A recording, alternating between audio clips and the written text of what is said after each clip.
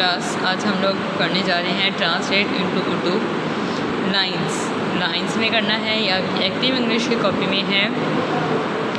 आप लोगों की इंग्लिश लिखी हुई होगी, आपने इसको उर्दू में कन्वर्ट करना है। Maroof is tall but Uzma is short.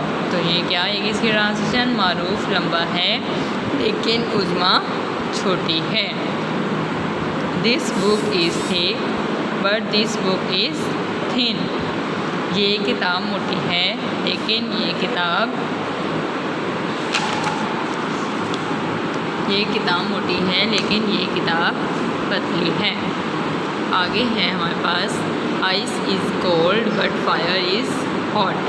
बर्फ़ ठंडी है लेकिन आग गर्म है।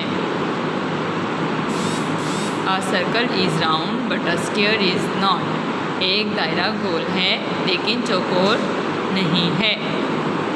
एक दायरा गोल है लेकिन चौकोर नहीं है। आगे है नंबर 5 पर अ kitten is week but a horse is strong. एक बिल्ली का बच्चा कमज़ोर है लेकिन घोड़ा ताकतवर है। ये नंबर 5 तक है। बस ये 5 आप लोगों ने करनी है, याद करनी है और इसका आपका फिर टेस्ट होगा। इसको याद करके आप लोगों ने लिखना है, राइट करना है। ओके, अल्लाह हाफिज़ क्लास।